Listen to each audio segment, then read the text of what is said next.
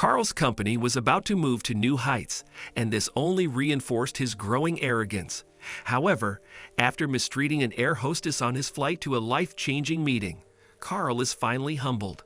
Karl was a middle-aged man well on his way to the big leagues. His company was about to become a subsidiary of a large multinational corporation. Before we continue, please take some time to subscribe to Dailydose, like, and share this video with your friends. It might brighten their day and inspire them to do good. Also keep watching because an important lesson awaits at the end of the video. Karl came from humble beginnings and had worked all of his life to finally get to this point in his career. He was set to travel to Chicago to sign his deal, and he was over the moon. Karl had long awaited this moment, and he was set on enjoying it as much as he possibly could.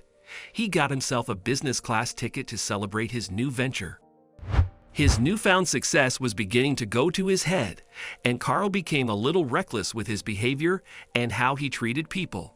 As he sat in his business class seat, he pompously took in the view that surrounded him. This was his first time in business class. "It's about to be one hell of a celebration," he said to the man sitting next to him. "Oh really?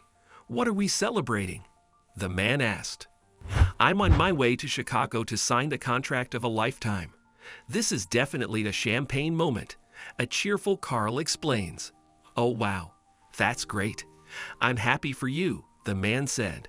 "Hey, a chilled bottle of your best champagne." Karl barked to the air hostess, snapping his fingers rather rudely. "No problem, sir. I'll attend to you in a second," the air hostess kindly responded. 30 minutes went by, and Karl became agitated because he still hadn't received his order. The air hostess finally came with Karl's champagne, and Karl was not pleased at all. "So, what took you so long?" "I've been waiting for about half an hour," Karl barked at the air hostess. "I'm so sorry about that, sir. I had to handle something in economy class," the air hostess calmly responded. "What is this?" "The audacity. You take 30 minutes to bring me my champagne, and it's warm." "Are you serious?" Karl snapped, shoving the champagne bottle to the floor. "I'm sorry, sir. The air hostess nervously started before being interrupted by a further agitated Karl. "Stop with the excuses. Just do your job. I am your boss here. You understand?" Karl barked, the rest of the passengers now looking on at his spectacle. As he was going off at the air hostess, who did her best to hold back her tears, an elderly woman, Anna, stepped into the business class cubicles.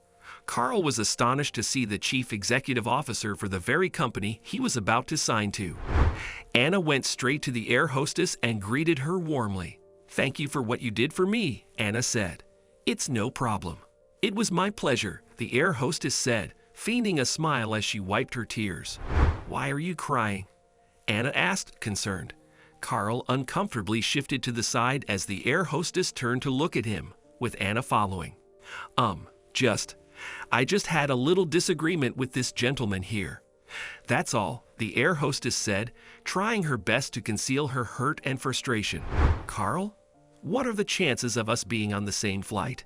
Anna said, shocked to see Karl and curious about what role he had to play in the air hostess's sudden sadness. Anna, yes, it's a surprise to see you here. Why are you in economy class?" Karl hesitantly asked. "Well, it saves me money to give to charity and other worthwhile causes. And you? Why are you making this woman's job more difficult than it has to be?" "I heard you all the way from my section," Anna said. No, it's just that she took forever to bring me my champagne, and it was warm when it arrived."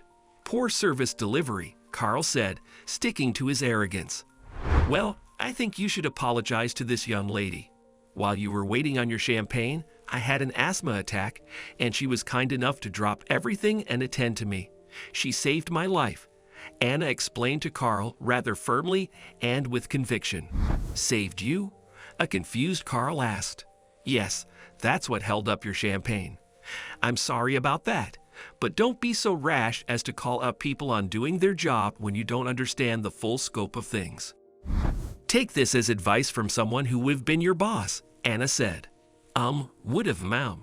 Karl nervously asked. "Karl, I have lots of money. But what would I do with them if my life was in the hands of the stewardess today? Never put yourself above other people. You may need their help. Anyways, we'll conclude this conversation in Chicago, Anna coldly said before turning to the air hostess with a smile. And thank you again, my dear. I'm sorry. I shouldn't have treated you like that, Karl said to the air hostess. It's okay, she responded. Anna walked out of the business class section, leaving Karl completely perplexed.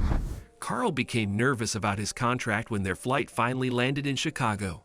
As fate would have it, Anna retracted the offer to Karl's company, and the deal never ended up happening.